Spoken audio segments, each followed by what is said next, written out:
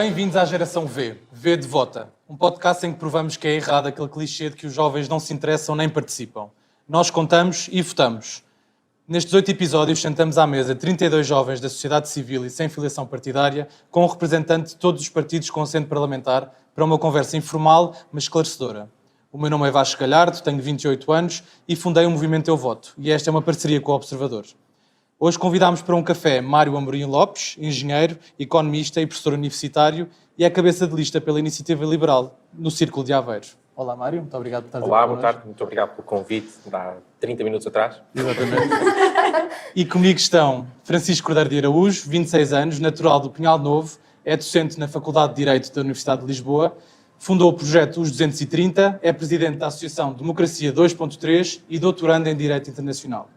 Depois temos Catarina Barreiros, 31 anos, natural de Lisboa, é fundadora do projeto Do Zero, um projeto de comunicação para sustentabilidade em canais digitais, mas também físicos, como o evento Cidade do Zero, que juntou na edição 2023 mais de 20 mil pessoas. É cofundadora da Norme, uma marca nacional de roupa interior para a menstruação, que pretende oferecer uma alternativa mais sustentável para as opções descartáveis do mercado. Depois temos Mafalda Rebordão, 26 anos, vem de Lisboa e é gestora de parcerias estratégicas na Google. Economista de formação, trabalha na área da inteligência artificial na Google, em Londres, faz parte do Executive Board da nova SBE, é conselheira estratégica na CIP, cofundadora do Ponto Zero e do Coletivo Matéria e foi professora de cálculo na Nova. Já viveu em 5 países diferentes e integra o grupo de reflexão do Presidente da República. Por fim, temos Diogo Ferreira, 21 anos, vem de Santo Tirso, no Porto, e é técnico de Justiça no Ministério da Justiça. Diz-se fascinado por história e geopolítica e é um europeísta e impulsionador dos Estados Unidos da Europa, como diria Churchill. Olá a todos, vamos então começar aqui com a primeira pergunta que vem do Francisco. Bem, Vasco, antes de fazer a primeira pergunta, eu tenho que dar-te os parabéns e dar os parabéns ao Observador por nos juntarem aqui, juntarem 32 jovens. Nem sempre temos essas oportunidades e, sobretudo, quando não é feito de forma condescendente. E não é uma lógica de nos sentarmos à mesa dos pequenos, mas sim temos conversas sérias também. Minha primeira pergunta para o Mário é uma pergunta mais geral, sobre o voto na Iniciativa Liberal. Muitas vezes fala do voto útil e teve impacto nas últimas eleições, mais à esquerda que à direita. Até que ponto, ou seja, quais é que são os argumentos que vocês podem utilizar, sobretudo em círculos mais pequenos, que não é o caso de Aveiro, porque é que faz sentido uma pessoa nestes círculos, mesmo assim, votar Iniciativa Liberal e não votar, por exemplo, AD e conseguir, de uma forma, se calhar, mais pragmática, conseguir que mude o Executivo? Então, antes de mais, novamente, muito obrigado pelo convite. Se vocês olharem para os últimos 30 anos, alguns de vocês têm menos de 30 anos, não é? Nós vemos um país que deixou de dar oportunidades. Não é? Muitos colegas vossos, se calhar vocês têm casos pessoais de pessoas que emigraram. Eu quase todas as semanas tenho um aluno ou uma aluna que me diz, professor, estava a pensar fazer um mestrado lá fora, eventualmente até ficar, e o que lhe digo, vá, é uma boa experiência, mas idealmente volte. E, portanto, nos últimos 30 anos, de facto, entre PS e PSD, embora as governações, para sermos justos, as governações do PSD com o CDS foram em circunstâncias especiais, tanto em 2002, 2003, como depois na crise das dívidas soberanas no período da Troika. Mas a verdade é que em 30 anos o país estagnou, definhou, não tem oportunidades, não há nada no horizonte, não há nada que nós possamos olhar e pensar, ok, hoje não estamos bem, mas estamos a caminhar no sentido certo. Este país vai ser um país mais rico, mais próspero. Temos aqui oportunidades, os salários estão a subir, sabemos que estão a ser criadas novas empresas e, portanto, há uma oportunidade para ficarmos cá. E perante isto, perante 30 anos de estagnação, houve aqui qualquer coisa que mexeu connosco, muita gente da Iniciativa Liberal, que disse não pode ser assim, não pode ser mais, nós não aguentamos mais isto, é preciso, nós podemos ser muito mais do que aquilo que somos, não há nada que nos impeça de ser uma Irlanda, de ser uma Holanda, de ser uma Bélgica, porque nós neste momento temos um país com boas condições climatéricas, boas condições sociais, é um país com paz social, apesar de tudo, não é? Apesar de todos os problemas económicos, é um país que ainda vai tendo alguma estabilidade social. É um país com boas condições para se viver, com qualidade de vida, desde que haja dinheiro na carteira. E, apesar disso, é um país que está cada vez mais a definhar comparativamente com outros países europeus. E o que nos motiva, a energia que nós temos, vem desta noção, desta ambição que nós temos, que Portugal pode ser muito melhor do que aquilo que é. É possível fazer esse caminho, é possível trilhar esse caminho com as políticas certas. Outros países já o fizeram e não há nada que nos impeça de fazermos também. E quando nós olhamos para a PS ou PSD, a tal questão do voto útil, nós vemos partidos que já se resignaram, que já se acomodaram, que já aceitaram que este é o nosso fado, que este é o nosso destino. Portugal é isto, foi ultrapassado pelos países do leste E, portanto, enfim, há pouco mais a fazer. No caso do PS é distribuir mais umas migalhas aqui e ali. O PSD acaba por ter um bocadinho mais de reformismo, mas não com aquela pujança, com aquela vontade de mudar o país a sério, mas mudar mesmo. E é isso que diferencia o voto na IEL, não é? Interromper, mas para uma pessoa, imagina, um liberal, por exemplo, alentejano ou beirão, num círculo com menos mandatos, faz mesmo sentido votar em iniciativa liberal, porque se calhar o voto pode ser mais pragmático e votar numa aliança democrática, admitindo que a aliança democrática, a conseguindo eleger nesses círculos, a própria iniciativa liberal poderia beneficiar na negociação do novo executivo. É assim, obviamente nesses círculos pequenos, à data de hoje, um dia esperemos que seja diferente, estamos a trabalhar para isso, mas à data de hoje pode não se traduzir num mandato, mas traduz-se num voto mais na iniciativa liberal, e isso é um voto que nos dá energia e concretiza esta ambição de mudar Portugal. Agora, uma coisa é verdade, e tocaste nesse ponto, que é o nosso sistema eleitoral em Portugal continental, não é assim, por exemplo, nos Açores. Em Portugal continental, todos os anos, deita ao lixo 700 mil votos. Desconsidera os votos das pessoas do interior. E, portanto, das duas uma, ou se vota num partido grande, ou o voto não conta para nada. E isto é profundamente iníquo, isto não faz qualquer sentido. Por isso é que nós, a Iniciativa Liberal, propusemos a introdução dos círculos de compensação, precisamente para ir resgatar estes votos num círculo nacional e depois atribuir mandatos com base nisso. O que é que aconteceu?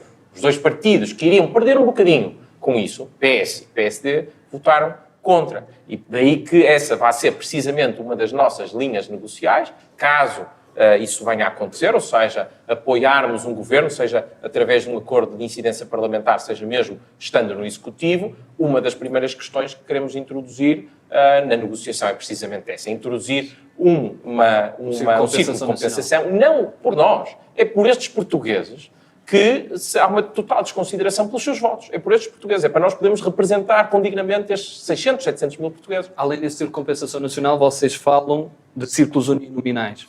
Como é que encaixavam a proporcionalidade aí? Ou seja, seria só em alguns círculos menores e admitiriam a possibilidade de candidatos que não estivessem filiados num partido? Ou seja, sem se apresentar por um partido, neste caso? Os círculos uninominais são, na nossa opinião, um cenário desejável. Ou seja, há muito mais responsabilização quando nós sabemos em quem votamos, onde é que ele está, o que é que ele defendeu, o que é que essa pessoa particular defendeu e quando essa pessoa está, de facto, próxima dos constituintes. O que acontece hoje em dia é que, se nós fizermos uma poll nas ruas, a maior parte das pessoas, se conhecer o cabeça de lista daquele círculo, já não é mau. O número 2 e o número 3 nunca ouviu falar, mesmo dos grandes partidos, mesmo do PS ou do PSD. Ou seja, não há aqui qualquer ligação, qualquer proximidade entre a pessoa que nós votamos para nos representar na Assembleia da República e o próprio eleito. E os círculos uninominais são uma forma de resolver isso. Agora, nós não temos essa cultura. Outros países têm essa cultura. Os Estados Unidos, a Inglaterra têm essa cultura.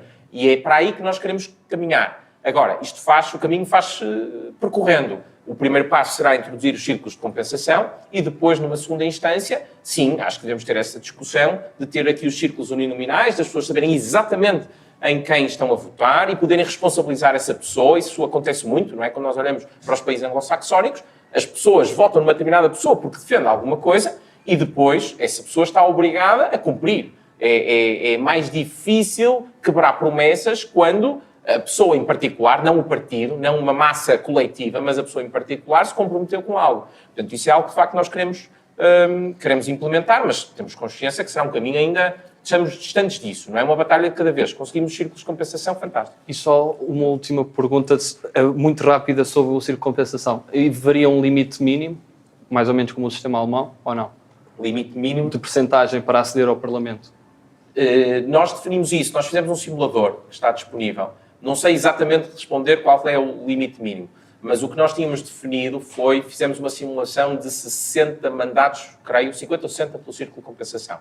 Isso iria fazer aumentar alguns pequenos partidos que não têm neste momento representação, iriam eventualmente para o Parlamento, curiosamente, por exemplo, PCTP, MRPP, não é que tinha cartazes mortos aos traidores, mas seria uma consequência, mas a democracia mesmo assim é um partido constitucionalmente aceito e, portanto, enfim, tem lugar a estar no Parlamento como qualquer outro. Vamos aqui avançar de tema, para uma falda. Mário, tu falavas sobre a imigração, é o meu caso há 6 anos, portanto eu vivo em Londres, estou imigrada há 6 anos, imigrei por escolha própria e, na verdade, conheço muito bem um dos casos que vocês falam muito e que acabaste de falar, que é a Irlanda, que foi o último país onde eu vivi antes de me mudar para a Inglaterra, em Londres, onde estou a viver atualmente.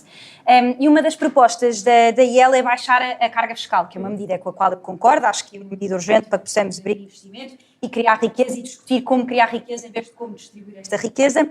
Mas muitas vezes aí ela utiliza o caso da Irlanda como um caso, e eu tendo já vivido e trabalhado do lado das empresas tecnológicas, conheço bem a situação, em especial do Estado Social que se criou devido a este tema das cargas fiscais. Como é que vocês olham para as consequências sociais, na medida em que nós sabemos que economicamente não é ceteris paribus, ou seja, há muitos outros fatores que influenciaram crises, como a crise da habitação na Irlanda, mas em que basicamente o que aconteceu foi, por termos uma quantidade astronómica de empresas a mudar-se para a Irlanda devido à carga fiscal baixa, um trabalho que foi muito bem feito, depois faltou uma série de medidas de compensação e, nomeadamente, os locais e os estudantes ficaram sem habitação, portanto agravou a crise da habitação. O que é que vocês propõem? Aumentar as cotas de portugueses que vamos ter nestas empresas que potencialmente vamos atrair, com a atração de ideia para Portugal? Qual é que é a proposta da Iniciativa Liberal?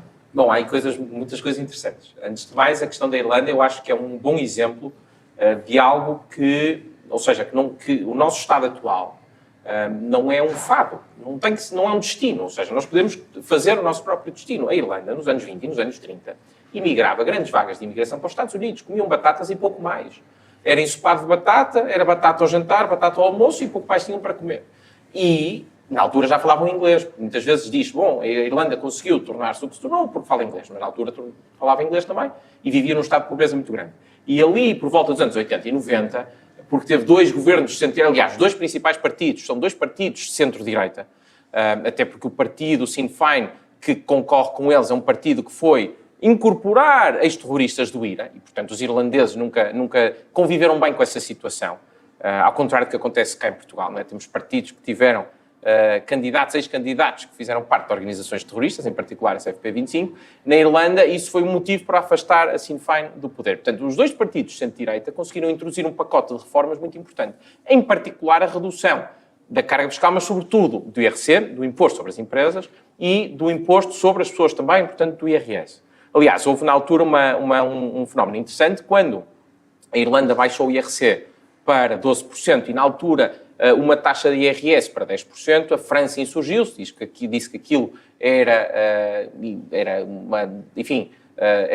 injusto do ponto de vista de concorrência fiscal entre países, e o que na altura o governo irlandês disse, pois tem toda a razão, de facto o 12-10 não faz sentido, vamos nivelar exatamente 12 para 10, vamos passar o IRC de 12 para 10, porque é injusto que haja aqui o imposto sobre o capital diferente sobre o imposto sobre o trabalho. Ou seja, eles fizeram um pacto de regime que permitiu baixar os impostos e, com isso, o que é que eles conseguiram? Atrair muitas empresas. E é trabalho qualificado, não são helpdesks. Se tu, de facto, estás lá na Inglaterra, sabes bem disso. Aquilo são engenheiros. As grandes empresas lá têm engenheiros, são empresas com intensidade tecnológica, que deixam muitos impostos lá. Portanto, a Irlanda conseguiu fazer precisamente aquilo que Portugal tem de fazer, que é atrair grandes empresas também para Portugal. Algumas vêm, mas poderiam vir muito mais se, de facto, fôssemos mais competitivos, porque o nosso IRC é o mais alto da Europa. Neste momento, dito isto, não fugindo à questão, nenhum país é totalmente liberal. A Irlanda tem muitas coisas que funcionam muito mal. Por exemplo, é um país altamente centralista. É quase tanto centralista como é Portugal. O sistema de saúde deles também não é propriamente digno de registro ou de grandes elogios. Também tem grandes falhas. Eles têm alguma intromissão em algumas empresas públicas. Agora, não sendo possível ter um país, isso não existe, é uma utopia. Um liberal não defende uma utopia. O liberalismo não é uma doutrina, não é um conjunto de dogmas como é o marxismo. O liberalismo é uma posição de princípio. Duas posições, sobretudo. A primeira, que é o respeito pelo indivíduo, e a ideia de que é preciso limitar o poder. E, portanto, à luz disto, não haverá nunca um país que seja, enfim, até porque nós não conseguimos definir o que é que seria um país liberal, como é óbvio, não é? Mas, apesar de tudo, conseguiu fazer aquilo que Portugal deve fazer também, que é atrair empresas para cá, para que possam aumentar os salários. Já agora, eu sei que queres lançar outra questão, mas só dizer isto também é muito importante. Nós fizemos, sobretudo, empresas grandes. Só 4% das empresas em Portugal é que têm mais de 10 trabalhadores. Qual é o problema disto? É que as grandes empresas, a média salarial das grandes empresas em Portugal é o dobro da média salarial das pequenas e médias empresas. Portanto, as grandes empresas pagam muito melhor do que pagam as pequenas e médias empresas. E, portanto, nós precisamos destas grandes empresas, que têm mais intensidade tecnológica, mais capacidade inovadora, têm também aquelas que exportam, têm o export premium, ou seja, pagam salários mais elevados do que aquelas que não exportam. É este tecido empresarial que nós precisamos. E até aí está tudo certo. A minha única questão é como é que vamos resolver o tema do social, porque ao atrairmos essas empresas para Portugal, vamos trazer pessoas que vão provavelmente agravar a crise da habitação. O que é que fazemos em relação a isso? Aumentamos as cotas, números de portugueses que estão a trabalhar nessas grandes empresas? Aumentamos as cotas em que sentido? Que a Irlanda fez isso, não é? Tem impossibilitar cotas... que estrangeiros, ou limitar o número de estrangeiros que pode trabalhar numa empresa? Não, as empresas o que fizeram foi, há um número, uma percentagem, 20% a 30% de pessoas empregadas nestas empresas que têm que ser do próprio país. Exatamente. Eu, cotas, confesso que tenho sempre aqui alguma reticência, porque é uma solução top-down, artificial, de tentar definir a realidade que nós achamos que deve ser. Os portugueses são altamente qualificados. Eu conheço muitas empresas que vêm para Portugal precisamente porque é uma pool de talento, tem gente muito qualificada. E eu acho que um português a concorrer com outros estrangeiros numa empresa cá não ficaria atrás, pelo contrário. O meu primeiro trabalho foi nos Estados Unidos. Trabalhei nos Estados Unidos, São Francisco, na SAP, e trabalhei com gente que vinha de todo lado do mundo. Alemães, em uma empresa alemã, alemães, indianos, americanos, alguns concursos do MIT. E eu não me senti minimamente inferiorizado, muito pelo contrário, em relação aos outros. Nós temos boa formação. Há poucas coisas que funcionam bem em Portugal. Eu creio que, apesar de mim, o ensino superior funciona bem. Portanto, eu não me parece que os portugueses estivessem em desvantagem, sobretudo os mais jovens, que são bastante mais qualificados do que os mais idosos, não é? Nós sabemos que há aqui uma grande assimetria. Eu não me parece que estivessem em desvantagem. Portanto, eu não anteciparia um problema que à data não existe. Ou seja, vamos começar por atrair essas empresas. E depois, se por acaso isso acontecesse, que eu creio que não, aí estudaríamos quais seriam possíveis intervenções. Mas, a priori, eu teria sempre reservas na imposição de cotas. Vamos ouvir agora a Catarina. Olha, há bocadinho estavas a falar dos últimos 30 anos, que obviamente são preocupantes, anos de estagnação. O presente também é preocupante, mas queria-me focar aqui numa questão de futuro, que é os próximos 30 anos. No Manifesto de Crescimento Sustentável da Iniciativa Liberal e ao longo do programa do segmento de sustentabilidade da Iniciativa Liberal, ouvimos falar muitas vezes de crescimento. Nada contra a ideia de que temos de ser competitivos e tem de haver crescimento económico. A questão é que, quando estamos a falar de recursos naturais, eles não dá para crescer tão infinito, não é? Os recursos naturais são finitos, mesmo o ciclo da água, a água toda que nós temos na Terra é finita. Se ela estiver a ser usada para uma coisa, não pode estar a ser usada para outra. Vemos num país em escassez severa de água. Até quando é que a Iniciativa Liberal defende que tem de ser este crescimento para a sustentabilidade? Até que ponto é que se torna insustentável? Nós defendemos crescimento sustentável e nós já estamos a presenciar em muitos países aquilo que se chama o decoupling. Ou seja, países que estão a crescer, a registrar elevado crescimento económico e a reduzir as emissões de carbono. Portanto, para nós o ambiente é uma coisa séria. Agora, a questão é, o ambiente não se resolve indo-nos colar ali no IC2 ou a tirar polpa de tomate a quadros. Bem, não são só estas duas opções, não, com certeza. Não é? Mas aqui a questão, a nossa visão, e aliás, lendo o manifesto do crescimento sustentável, nós reconhecemos que, de facto, o ambiente é algo que nós devemos preservar para nós, para os nossos filhos, para os nossos descendentes. É importante garantir que a Terra é um local habitável, com biodiversidade e com qualidade de vida para humanos e não humanos. Portanto, não podemos ter apenas uma visão antropocêntrica.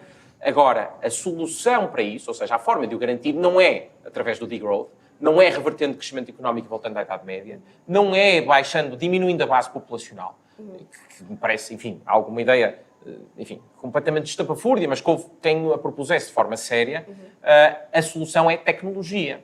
Por exemplo, a questão de os recursos são finitos. É verdade, mas, por exemplo, os recursos que chegam à Terra de forma exógena podem não ser. O Sol. O Sol é um recurso infinito. Enfim, tecnicamente não é infinito, porque o Sol tem um prazo de vida, como é óbvio, um dia... Alguns milhões de anos. Alguns bilhões de anos, e portanto, mas para efeitos, enfim, dos próximos bons anos, não é? Para a nossa geração, para as próximas, é um recurso que podemos explorar de forma ilimitada. A mesma coisa com a questão do vento. Se nós conseguirmos também quebrar o puzzle da fusão nuclear, também vamos ter ali uma grande revolução energética. O que a humanidade conseguiu mostrar é que, de facto, essa ideia de escassez com tecnologia não é bem assim. Reparem, quando nós olhamos para antes da Revolução Industrial, não é? Quando o reverendo Malthus disse, estamos condenados. Porquê? Porque temos aqui um espaço limitado de terra, a população está a começar a crescer exponencialmente e, portanto, vai chegar aqui um ponto em que haverá mais população do que aquilo que a terra consegue gerar em termos de recursos e, logo, as pessoas vão passar fome e muita gente vai morrer. E nós, desde então, estamos precisamente a conseguir contrariar essa previsão. A previsão, felizmente, para todos nós, que não estaríamos aqui hoje, está errada. Nunca houve tanta abundância. Porquê? Por causa da tecnologia. Continua a haver pessoas a ficar à fome. Não, mas muito menos que havia antes. É esse o ponto. Nunca houve, apesar de haver pobres no mundo, e também em Portugal, nunca houve tão poucos pobres no mundo como agora.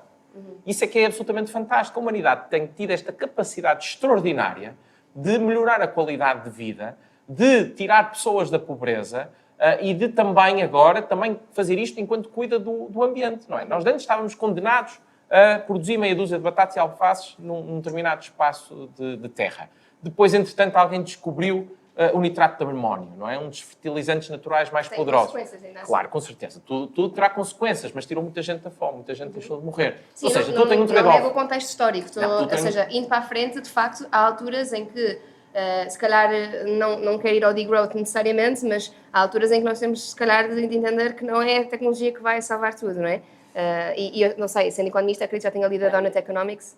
Sim, não, e mesmo a questão da economia circular é também uma chave importante para conseguirmos reutilizar os recursos e fazer o melhor uso dos recursos, sem dúvida alguma. Agora, eu não vejo nenhuma melhor alternativa que a tecnologia, e mais do que isso, o engenho humano. A capacidade que o ser humano tem para resolver problemas e colocá-los e pôr essa solução ao serviço da humanidade é absolutamente extraordinária. Eu sou um bocadinho pessimista em relação ao que nós temos agora em Portugal, mas sou muito otimista em relação à humanidade, que a humanidade, de facto, conseguiu fazer coisas absolutamente extraordinárias. Também fez coisas péssimas, é verdade, nossa natureza humana, mas conseguiu fazer coisas extraordinárias. Portanto, quando nós olhamos para as soluções, para o que temos em cima da mesa, há algo melhor do que a tecnologia e a inovação para resolver a questão do ambiente? Eu tenho uma opinião um bocadinho diferente, mas sim, mas podemos concordar e discordar. Com certeza poderemos tentar perceber outras Não, soluções, mas a as pessoas tecnologia consumirem garantidamente menos, pode ajudar, mas nós sim. consumirmos menos, nós conseguimos viver com isso. E dizermos a alguém em África, Sim, ou mas em estamos a alguém falar de na Portugal, não é? Índia. Acho que vocês Mas não estão a Portugal- concorrer à África. Portugal, marginalmente, não tem impacto nenhum no ambiente. Vamos ser realistas. Mas podemos ser um bom exemplo. Sem dúvida alguma, e acho que devemos ser um bom exemplo. Atenção, eu não estou a dizer que não. Agora, se formos factuais, o impacto marginal que Portugal tem nas questões ambientais, nas emissões de CO2, com gases de efeito de estufa, é residual, é marginal. Não vamos ser nós que vamos resolver o problema do mundo do ambiente, não é? Vão ser as grandes potências industriais, é a Índia, é a China, é os Estados Unidos, é a Rússia, esses países, de facto, é que são os grandes contribuintes para as emissões. E uma coisa é nós dizermos aqui, bom, vamos, se calhar, comer menos carne, porque tem todo aquele efeito nefasto, a questão do metano, que as vacas libertam, enfim. Vamos, se calhar, comer menos carne e encontrar aqui alternativas. À partida, em Portugal, nós conseguimos acomodar isso. E nos outros países? E nos países que ainda estão em desenvolvimento e em que, no limite, isso poderia pôr muita gente à Claro, frente, mas por não isso é é? que estamos a falar de legislativas e não de Portanto, eleições mundiais. Ou seja, isto para dizer o quê? Isto para dizer que nós podemos tentar, nós, individualmente, culturalmente, promover esse tipo de soluções. Nada contra alguém que opta por ser vegetariano. Fui vegetariano há um ano. Não por questões ideológicas. Quando voltei dos Estados Unidos, comi tanta carne nos Estados Unidos, cheguei a Portugal, fartei-me de comer carne durante um ano fui vegetariano. E era muito feliz e nunca me senti tão bem fisicamente. Houve um lacto vegetariano, não era vegan. E, portanto, se alguém individualmente toma essa decisão, fantástico, é uma decisão dela. Se o toma para proteger o ambiente, fantástico. Agora, nós temos uma ideia de agora Estado dirigista, que vai dizer às pessoas o que é que devem comer. Não acho que seja desejável, na eu também não perspectiva acho que o liberal. Estado deva dizer o que as pessoas devem Não, comer. mas no limite é isso que poderá acontecer. Porque se nós achamos, por exemplo, que a produção de carne é nefasta para o ambiente, e sabemos que o é, se a produção de carne é nefasta para o ambiente, logo temos de reduzir a produção de carne, temos de dizer às pessoas, vão deixar de comer carne. E é Sendo que em isso que Portugal nós não temos o único subscrevemos. exemplo de produção de carne vermelha que pode ser positiva em termos carbónicos, no entanto. Certo, sim, haverá, lá está, uma vez mais. Porquê? Tecnologia. Temos que avançar aqui no... Bom, não, é ter animais no meio da natureza, não é? É o montado alentejano. Não, claro, e não só. Nós temos, por exemplo, na região de Aveiro, temos raças autóctones que estão com qualidade de vida, em pasto denso, por exemplo, a carne aroquesa, que é um ótimo exemplo. E eu sempre que posso também procuro consumir carne, por exemplo, frango criado ao ar livre, em que não estejam presos num metro quadrado. Eu acho que todas essas situações são desejáveis. Eu acho que ninguém olha para uma fábrica carregada de frangos em que eles mal se mexem e, portanto, aquilo é engorda para o abate. Aquilo é desumano. Ninguém olha para aquilo com orgulho. Agora, a questão é, se nós acabássemos com isso, o que é que aconteceria a seguir? Quantas pessoas é que iriam deixar de poder comer porque o iríamos fazer, não é? Temos de pesar isto tudo. E no final do dia, a nossa melhor aposta para conseguirmos começar a resolver estes problemas é cada vez mais a tecnologia, a inovação. É o engenho humano que vai ajudar a resolver estes problemas. Dizer, vamos deixar de comer, vamos crescer menos, vamos voltar à Idade Média, eu tenho reservas em relação a isso. Vamos aqui avançar e ouvir a pergunta do Diogo. Da minha parte é muito mais simples, direcionado para a estrutura organizacional de Portugal.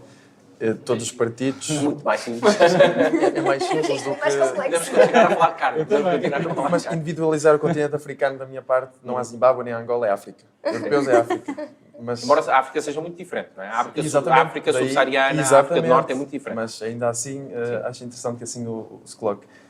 Relativamente ao número de ministérios que existem, Porquê? Porque o programa da IEL, e nomeadamente os partidos de direita, mas da IEL, porque foi o que eu estudei, querem a redução do número de ministérios. E até aí tudo bem, mas e as funções que são distritas a certos ministérios, para quais irão? Porque o exemplo da AIMA foi desfeita e as funções foram transferidas para o...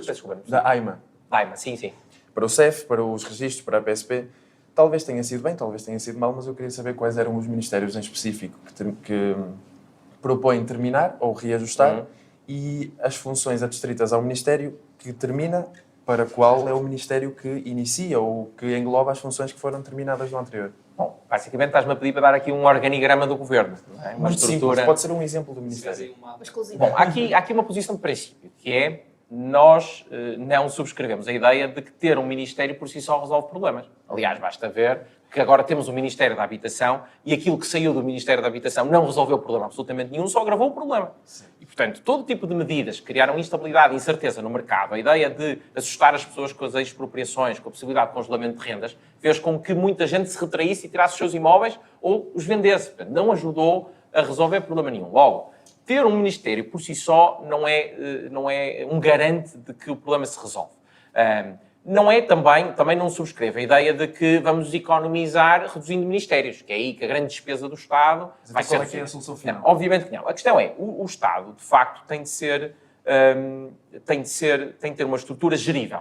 Gerível até do ponto de vista humano. Porque se tivermos um Estado muito grande, as próprias reuniões do Conselho de Ministros e o conflito de interesses que vai havendo, sobretudo se não for um governo do mesmo partido, torna-se difícil de gerir e perde-se visibilidade. Se nós tivermos ministérios que estão focados naquilo que são as funções essenciais do Estado, e depois podem ter uma Secretaria de Estado, não é? Por exemplo, o Ministério da Habitação pode ser uma Secretaria de Estado do Ministério das Infraestruturas ou do Ministério ou questão do Ministério do Turismo também. O Turismo pode ser uma Secretaria de Estado e atualmente é do Ministério da Economia. Ou seja, nós, se tivermos ministérios focados naquilo que são as funções essenciais do Estado, até torna o governo mais ágil do que ter o poder disperso por diversas tutelas. E que nós temos, neste momento, instituições que respondem a várias tutelas. Um hospital, por exemplo, tem de responder a diversas instituições que estão na mesma tutela do Ministério da Saúde. Ora vem um despacho da DGS, ora vem uma circular normativa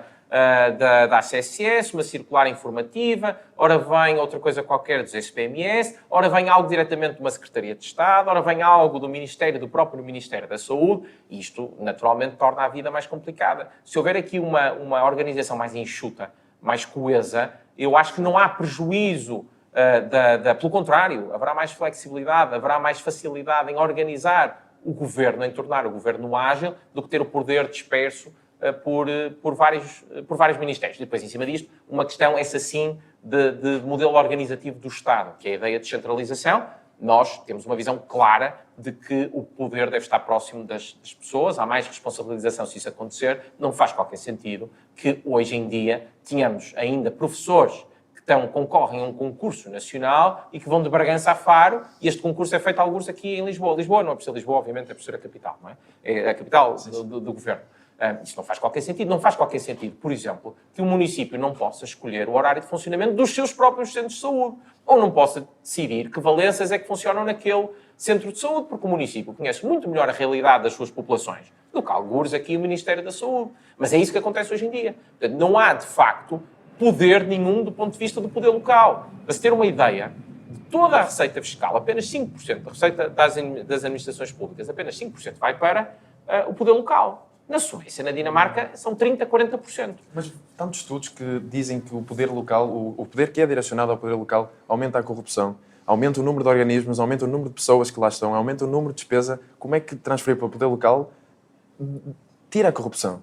Descorrompei. Não é essa a questão, não tira a corrupção. Mas quando nós olhamos para os grandes casos, diminuir. para os grandes casos, aqueles que custaram mesmo muito dinheiro aos contribuintes portugueses, onde é que eles estavam? Ou seja, se nós somarmos esses casos todos, distribuídos pelos 308 municípios do país, se os somarmos todos, isso ainda é inferior a todos os casos que afetaram diretamente o Estado Central. Ou seja, não parece que a justificação seja por aí. Claro que haverá, em termos de quantidade, mais casos, são 308 municípios. Agora, o tamanho desses casos é muito menor, é insignificante comparativamente com aquilo que acontece no Estado Central. Porquê? Porque os próprios orçamentos são muito inferiores. Para se ter uma ideia, a maior parte dos municípios tem um orçamento inferior a algumas juntas de freguesia aqui de Lisboa. Ou então, há hospitais que têm orçamentos que são o dobro, ou o triplo, ou o quadro. Um hospital apenas, numa grande cidade, seja de Porto ou Lisboa, que tem um orçamento que é o dobro ou o triplo do próprio município. E, portanto, há aqui também uma questão de escala, não é? Ou seja, há menos dinheiro nos municípios. Por outro lado, há aqui um outro ponto muito importante, que é a questão da responsabilização. Ou seja, não pode ser apenas transferir dinheiro para os municípios. Há aqui um fator muito importante que é preciso introduzir, que existe, por exemplo, nos Estados Unidos e em outros países, que é, se um município tomar más decisões e, enfim, seja por corrupção, seja porque tomou más decisões, fez más investimentos, então tem de ser os municípios daquele município a arcar com as consequências e não o Estado Central. E isso é absolutamente fundamental. Há cidades nos Estados Unidos com a falência. Isso tem de funcionar. É a única forma, é como a falência no mercado privado. É a única forma de garantir que as empresas tomam decisões racionais. É a possibilidade de existir precisamente uma falência. E aqui, no caso dos municípios, tem de haver um instrumento que possibilite, caso sejam tomadas más decisões, tem de ser os municípios. É o imposto que vai incidir sobre aqueles municípios em particular, a aumentar. E, portanto, da próxima vez, quando eles forem votar, vão ter mais cuidado a votar numa pessoa que gere bem as contas. Porquê? Porque vai-lhe sair do bolso. Não faz sentido, é uma cidade de algures, não vou dar exemplos para não ser injusto, mas uma cidade de algures, no meio de Portugal, tomar uma má decisão, aqueles municípios tomaram uma má decisão e agora o resto de Portugal vai atrás a correr e salvaguardar, resgatar esse município. Não, isso não faz sentido. Infelizmente só temos tempo para mais uma pergunta. Quem é que quer avançar? Parece um bocadinho mais restritivo do que impedir alguém de comer carne, de evitar no sítio onde a pessoa nasce a taxa de imposto que vai pagar porque alguém tomou uma má decisão e a pessoa até pode nem ter votado nesse município. Uma última pergunta. Desculpem. Não, mas era uma boa pergunta. Essa questão é interessante, porque a questão é, de facto, a maior parte dos serviços que o Estado presta são serviços de proximidade. Não é verdade? A educação, a saúde, a infraestrutura básica, as estradas, nós beneficiamos mais da infraestrutura que está no local onde nós vivemos ou trabalhamos. E, portanto, faz sentido que o poder local tenha mais receita para, precisamente, ser capaz de atender às necessidades da população. Ora, se aquelas pessoas de lá tomam más decisões, eu coloco a questão ao contrário. Porquê é que haveriam os outros municípios que tomaram boas decisões ter de resgatar aquele que tomou más decisões? Não há responsabilização, não é?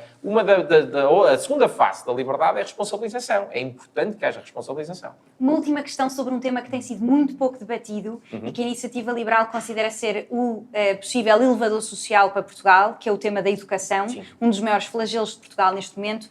A Iniciativa Liberal propõe no seu programa que o investimento seja feito por aluno e que, portanto, qualquer aluno neste país possa escolher em que escola é que quer estudar, não é? Os pais, neste caso.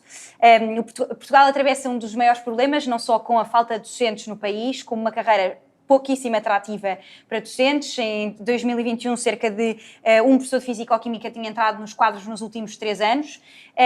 E vocês propõem exatamente a educação como um elevador social. A minha questão última, para terminarmos, é como é que isto vai acontecer se nós dizemos que qualquer aluno pode escolher em que escola é que quer estudar? Como é que a escola escolhe que alunos é que quer ter? Porque a minha questão é se as escolas privadas vão querer receber todos os alunos. Um exemplo muito claro. Em janeiro, sempre, as escolas públicas recebem uma grande parte de alunos brasileiros que terminam o seu ano letivo em dezembro do ano anterior. E as escolas privadas recusam-se a receber estes alunos. Como é que essa escolha vai ser feita? A Iniciativa Liberal tem alguma proposta para como é que as escolas vão escolher que alunos é que vão ter? Porque, na minha ótica, isto pode, na verdade, agravar ainda mais o fosso que existe entre alunos de zonas problemáticas e em condições de risco. Eu vou responder especificamente à questão, depois dou a resposta aqui mais abrangente da nossa proposta para a educação. Não escolhem. Ou seja, uma escola que esteja ao abrigo deste programa de escolas, charter schools lá fora, ou então escolas que estão em contrato de associação ou que prestam serviço público, não podem escolher. Não seria prestar serviço público se pudessem escolher com base, seja em que critério for. Seja se tem mais preponderância para ter melhores notas, porque vem de uma família que dá mais apoio, que sabemos que isso é um fator muito importante, a questão socioeconómica, sabemos que, de facto, a questão socioeconómica é um dos grandes drivers para obter boas classificações e um bom rendimento escolar. E, portanto, uma escola que queira estar ao abrigo deste programa não pode escolher. Portanto, no limite seria aleatório. Escolhe o Estado ou é aleatório? Escolhe o Estado, não. Seria mesmo um mecanismo aleatório. Seria, enfim, random. Um mecanismo aleatório. E vocês dirão, bom, mas esta aleatoriedade é um bocado estranha. E a questão que eu vos devolvo é, mas não será mais justa do que o sistema atual, em que uma pessoa fica condenada ao sítio onde nasce? Ou seja, alguém que nasceu num bairro, em que tem uma escola próxima do bairro. A escola é má. Nós sabemos muitas cidades em que isto acontece. A escola, de facto, é má. Aquilo é um mau ambiente para se poder, precisamente, sair daquele círculo vicioso que nos prende na pobreza e que não nos deixa ascender na vida. Será que devemos condenar estas pessoas a irem àquela escola? Será que estas pessoas não podem almejar, sonhar, ir para um outro ambiente diferente, fora daquela bolha que é nociva e dar-lhes a oportunidade de estar com outras pessoas? Nós achamos que sim. Portanto, a questão de aleatoriedade iria ajudar. Certamente ajudaria em relação a isto. Porque iria permitir que qualquer pessoa chegasse a uma boa escola. Neste momento, o que nós temos em Portugal é... Temos boas escolas no ensino público, é verdade. Mas a grande maioria está com problemas gravíssimos, não é? Nós acabamos o primeiro trimestre e havia muitos alunos sem aulas. Nem sequer tiveram aulas a algumas disciplinas. Isto é absolutamente inaceitável. E o que nós temos agora é quem tem dinheiro safa-se exatamente igual à saúde. Quem tem dinheiro tem o seu seguro de saúde, vai ao hospital privado, tem o seu problema resolvido. Isto não é justo. E o que nós dizemos é o sistema não pode funcionar assim. Porque quem tem dinheiro, de facto, resolve o seu problema. Quem não tem está condenado a isto.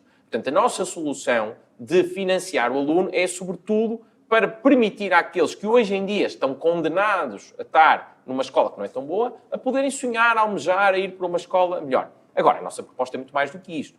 Nós achamos, por exemplo, que as escolas têm de ser capazes de poder, uma vez mais, centralização, construir o seu projeto educativo. Nós temos professores a andar a passear, salvo seja, não passeiam, coitados. Eles são alocados numa escola que é no outro lado do país, porque há aqui um concurso nacional, que é algo que é inédito a nível europeu, existe isto a nível municipal, em muitos países, mas não existe isto para todo o país, que eu saiba. Posso estar enganado, mas creio que não há nenhum outro país que tem esta lógica de andar a distribuir os professores pelo país. Temos um minuto, Mário. E, portanto, as escolas têm de ser capazes de construir o seu projeto educativo, porque ninguém conhece melhor a qualidade dos seus docentes do que quem está lá, do que os diretores daquela escola. Portanto, é possível, por exemplo, na Nova Zelândia, que implementou um sistema similar, quem era... de certa forma, os administradores da escola eram uma espécie de um council que era constituído sobretudo pelos pais das crianças, que nomeavam, indicavam, era uma coisa heterogénea, tinha pais, tinha alunos, tinha professores também, e, portanto, eles tinham ali a possibilidade de criar o seu próprio projeto educativo. Isto para nós é muito importante. E, sobretudo, mais importante também, que é a possibilidade de criar alguma concorrência entre escolas. Ou seja, para a escola, para o sistema ter um incentivo a melhorar, tem de haver aqui um desincentivo quando as coisas correm mal. E, portanto, se a escola perder financiamento quando não presta um bom serviço à comunidade, quando não está a prestar um bom serviço educativo, isso é um grande incentivo a melhorar. E, neste momento, isso não existe, não é? E com a possibilidade de ter o financiamento ao aluno, isso passaria a existir. Como também o nosso tempo chegou ao fim, agradecer ao Mário por ter obrigado, estado aqui connosco. Obrigado ao Francisco, à Mafalda, à Catarina e ao Diogo. Esta é a Geração V, Geração Voto. Eu sou o Vasco Galhardo e esta é uma parceria Eu Voto Observador. E não te esqueças, dia 10 de março, não deixes, escolham por ti.